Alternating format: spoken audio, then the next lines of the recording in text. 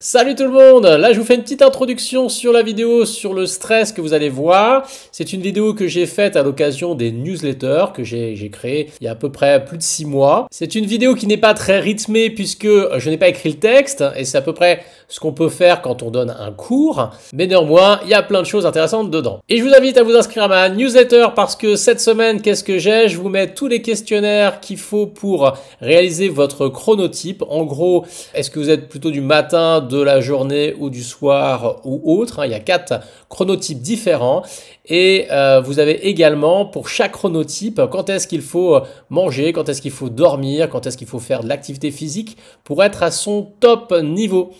Et vous allez voir que c'est impressionnant les différences qu'on peut avoir dans sa forme physique et mentale grâce à ces petits ajustements de la vie quotidienne.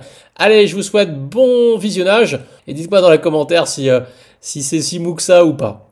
Allez, salut! Bonjour à toutes et à tous. Aujourd'hui, on va vous parler du stress. Alors le stress, tout le monde connaît, tout le monde le vit, mais en fait, on le connaît pas si bien que ça. Même les professionnels, on se rend compte qu'il y a des notions récentes, de toute façon, qui sont extrêmement surprenantes et qui remettent tout en cause, en tout cas beaucoup de choses.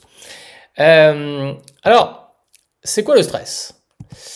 Je vais vous raconter une histoire. Cette histoire, elle vient de la conférence de Tiffany Watt-Smith. Je vous ai mis un des 2 QR codes dessus. Et je vous invite vraiment à regarder cette conf qui est extraordinaire. C'est une raconteuse d'histoire hors pair. Et c'est très surprenant. Et elle raconte en gros l'histoire d'un étudiant à Bâle à la fin du XVIIe siècle et qui se retrouve pas bien, mais vraiment pas bien du tout, au point qu'à un moment donné, on fait un appel au curé, et les curés arrivent en disant « Ah, il va mourir, c'est pas super ». Il habite à 100 km de chez lui, et puis on le fout dans une carriole, et puis au fur et à mesure qu'il commence à quitter les portes de Bâle et qu'il se retrouve de plus en plus près de chez lui, le voyage il dure un petit peu, eh bien il va de mieux en mieux, et quand il arrive dans son village natal, eh bien il va très bien. C'est ce qu'on a appelé, ce qu'un médecin en fait a appelé le mal du pays. Et c'est une forme de stress, il y en a des millions de formes de stress, qui fait qu'on peut en mourir. Quand ce médecin a raconté cette histoire, eh bien, on a commencé à en voir de plus en plus, et il y a de plus en plus de gens qui sont morts. Et le dernier à mourir de ça, c'est dans la première guerre 14-18. Le dernier à avoir eu un décès lié au mal du pays, ou la mélancolie, ou peu importe. Ça revêt donc plein de formes différentes. Et là, je vous ai mis quelques images jolies et vous pourrez aussi voir tout un truc sur le mal de pays si ça vous intéresse. Le stress et l'anxiété, c'est pas tout à fait pareil, mais on va grouper un petit peu les deux. Ça conditionne nos rapports aux autres et au monde. C'est-à-dire que notre stress, c'est jamais que notre évaluation du monde et de ce qui peut se passer. En plus, quand vous êtes stressé, eh bien, vos rapports aux autres, c'est pas bon. Vous avez beaucoup moins de patience, c'est compliqué de vivre avec des gens extrêmement stressés, pour vous et pour les autres. Et ça influence nos opinions et nos croyances. On va le développer au fur et à mesure et plus tard. Mais quand vous êtes dans un état de stress, vous ne voyez pas les choses positivement, vous allez plutôt les voir négativement. Donc voilà, à l'instant T, quand vous apprenez de nouvelles choses, quand vous avez des nouvelles opinions qui vont se forger, ben vous n'allez pas forcément le voir de la même façon. Là, je vous ai mis une iconographie qui vient du Canada, parce que je la trouvais jolie. En France, les chiffres ne sont pas forcément très différents. Et donc, 27% des travailleurs canadiens ressentent un niveau de stress élevé ou extrême. Et là, ce que j'aime bien, c'est les sources principales de stress. Donc, en gros, on distingue les stress liés au travail, c'est quand même 62%, les stress financiers, le manque de temps, la famille et les problèmes personnels. Et c'est assez surprenant d'ailleurs de voir que les problèmes personnels, c'est relativement faible. Ou même la famille, par rapport, en gros, à ce qui vous stresse, c'est le travail. Alors là, les chiffres de l'Agence européenne de la sécurité et de la santé au travail, elle donne ces chiffres-là, le coût de stress en Europe en 2013. J'ai pas vu de chiffres après. Il y en a certainement, mais je ne les ai pas trouvés. Mais on peut considérer que ça doit forcément exploser. Pardon. C'est 617 milliards d'euros. Le stress au travail, c'est 25% des salariés. Ça, c'est un vrai minimum. Alors, Et donc là, on voit que entre les 27% du Canada et les 25% en Europe, c'est à peu près la même chose. Les effets du stress sur votre corps, bah, il y en a beaucoup, certes, mais ça va dépendre des gens. Certains vont faire plutôt des migraines, d'autres vont être très nerveux. Il y a une fatigue chronique qui s'installe, les insomnies. De toute façon, tout ça, ça va en même temps, c'est croisé, hein, c'est pas un facteur. Les facteurs jouent les uns avec les autres. Un manque de concentration, des douleurs musculaires articulaires, ça on connaît bien forcément, des problèmes de peau. Il y a des gens qui s'interrogent parfois en disant tiens c'est marrant j'ai des problèmes de peau. Bah, assez vite on se rend compte qu'il y a une chronicité parfois qui peut arriver en tout cas. Et voilà, ça c'est un bip. L'augmentation du rythme cardiaque, une faiblesse immunitaire. C'est sûr que vous avez certainement fait cette expérience quand vous êtes fatigué, quand vous êtes crevé, etc., quand vous êtes stressé, eh bien vous chopez tout ce qui traîne. Un excès ou un manque d'appétit, voilà, en fonction de chacun. Quand on n'est pas bien, pour quelle raison que ce soit du stress ou une autre raison, parce qu'il n'y a pas que le stress, mais ça va jouer forcément sur l'appétit souvent.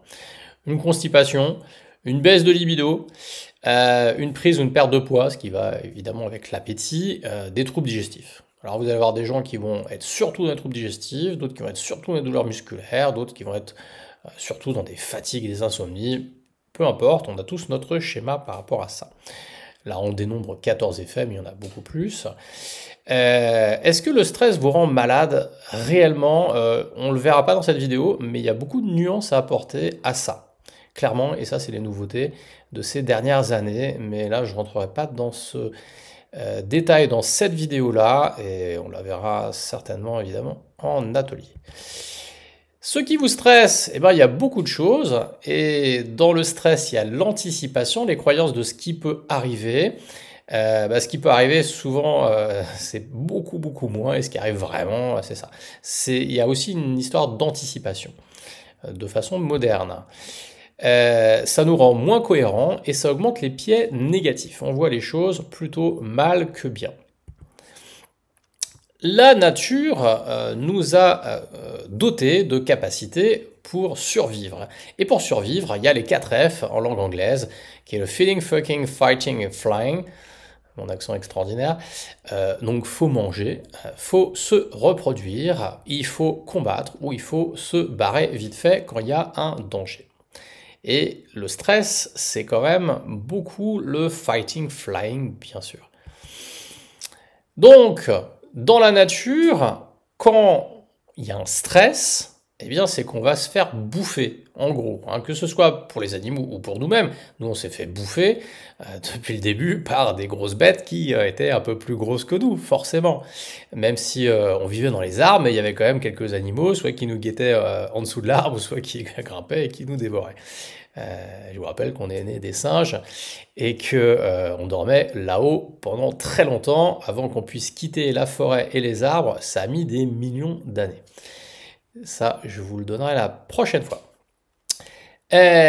Donc le stress, qu'est-ce que ça mobilise? Ça mobilise de l'énergie, ça concentre de l'énergie, ça concentre de la vigilance, et donc on a plus d'énergie, on est complètement dans la survie, on a une attention super importante parce que sinon on est dead, et on va évidemment se concentrer.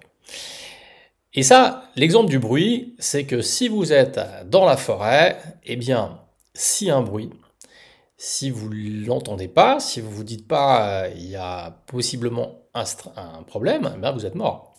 Parce que si c'est jamais que le vent qui bouge un petit peu les arbres ou un petit animal, ben ça se passe très bien. Si c'est un lion, c'est foutu. Donc c'est important d'avoir un système de réaction et de défense sur une survie qui est immédiate.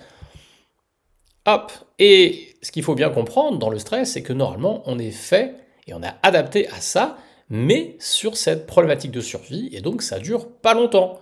Parce que si vous avez un gros prédateur en face de vous qui est tapis un peu dans l'ombre et qui va se jeter sur vous, bah, ça va durer moins de 5 minutes. Hein. L'affaire, elle est réglée très vite. Même si vous courez, de toute façon, il court plus vite que vous.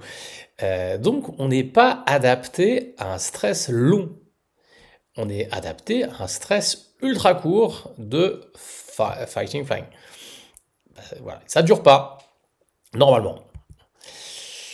Alors, au bout d'un certain nombre de temps, on a construit des petites cabanes, on a apprivoisé le feu, on s'est un peu mis en dehors des prédateurs, le plus possible en tout cas, pour pas se faire bouffer. Et cette évolution vers les villes a commencé à changer la donne par rapport à ce stress de se faire manger. Voilà. Et les premières villes, ça date à peu près de 10 000 ans. Et là, je vous ai mis quelques photos des habitats nomades qu'on avait avant de commencer à vraiment construire un petit peu plus en dur, ou en tout cas de bâtir des premières civilisations de villes.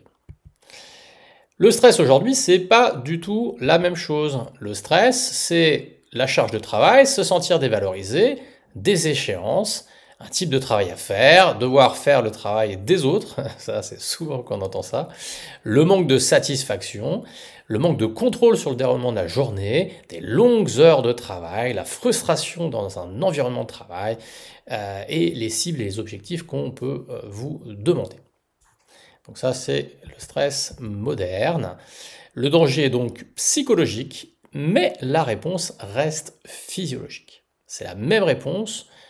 On n'est plus adapté, enfin on n'est pas adapté à la vie moderne, mais la vie moderne, je vous rappelle quand même que certes la socialisation du début des villes a posé cette difficulté psychologique de vivre avec des gens beaucoup plus importants, puisqu'au départ on était des groupes de 30 à 50 personnes, et puis à un moment donné on s'est retrouvé dans des villes de plus en plus importantes. Donc là il a fallu gérer vraiment autre chose, c'est-à-dire les autres.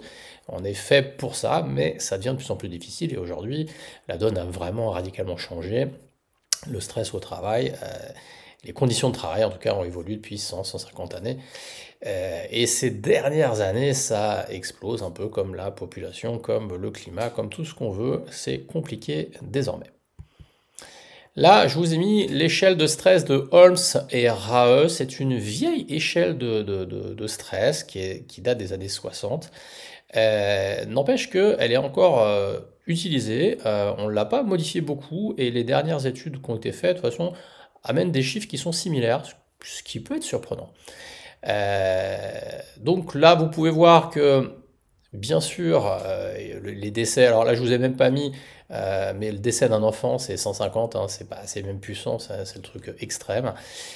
C'est évident, les divorces, mais on a aussi des choses qui sont relativement sympas, comme le mariage, comme une retraite. Visiblement, c'est pas si bien vécu que ça, et on verra les raisons peut-être une autre fois.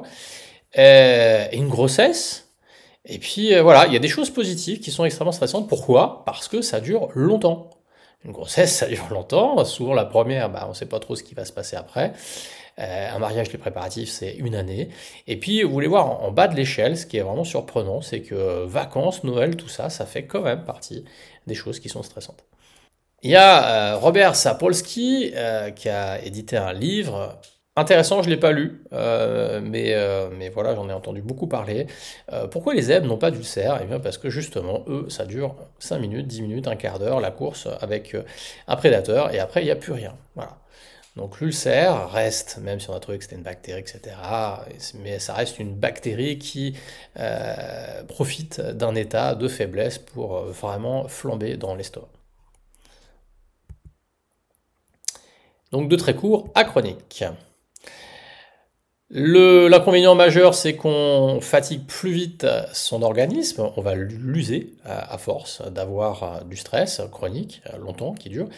On va avoir des réactions émotionnelles qui sont disproportionnées, on va être rapidement submergé et on va être en mauvaise santé. Alors je fais un petit bémol, une petite nuance, donc on peut être en mauvaise santé, mais ça on verra ça bien plus tard. Les biais d'interprétation. Quand il y a une situation lambda, nous interprétons la situation. Et l'interprétation, on le verra dans la première vidéo, ou en tout cas le premier atelier que je fais, puisqu'il est consacré beaucoup à ça, essentiellement à ça. Donc c'est dans septembre, c'est bientôt.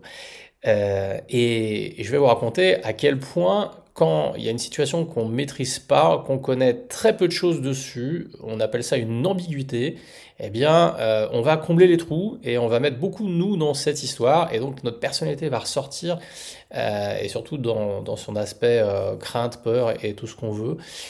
Et donc, dans une réaction de stress, on va réduire cette ambiguïté, on va construire des scénarios qui vont être forcément extrêmement négatifs. hop, ce sont les conséquences sociales. Et quand on se fait une opinion négative, il y a une question qu'on pourrait se poser, c'est comment est mon corps? Parce que ça, c'est pareil. Il vous arrive quelque chose, vous en avez une opinion négative. Est-ce qu'elle est négative avec raison? Ou est-ce qu'elle est négative parce que vous n'êtes pas bien? Et ça, c'est intéressant. Donc si je me focalise un petit peu sur mon corps, et que j'ai un petit peu l'habitude de travailler ça, eh bien, classiquement, est-ce que mon cœur, il bat un petit peu plus fort? Est-ce que je sens des contractures musculaires que je sentais pas forcément avant? Est-ce que ma mâchoire se crispe? Donc, facilement, est-ce que mes dents sont en contact ou pas? Ça peut être un petit truc pour vous poser cette question en disant, OK, je suis pas bien, je réagis négativement, mais comment est mon corps? Parce que la cognition, la façon de penser le monde, elle est dépendante aussi de son état corporel. Ça, c'est pareil, on verra ça plus tard, c'est des données qui sont fascinantes. Hop, faut que je rechange des trucs sur mon diapo. Donc, une des choses aussi à faire, c'est que si en amont, je sais que je vais avoir une situation stressante future, eh bien, ça peut être extrêmement pertinent d'aller faire de la relaxation les jours d'avant, d'aller faire du sport, les méthodes en tout cas qui vous permettent de vous sentir bien, de détendre un tout petit peu votre seuil de sensibilité pour pouvoir après gérer au mieux une situation compliquée. Donc il y a beaucoup de nuances à apporter à ce débat, et ça, on verra ça une prochaine fois. Voilà, j'espère que ça vous a intéressé, et je vous dis à bientôt dans une prochaine vidéo. Bye bye!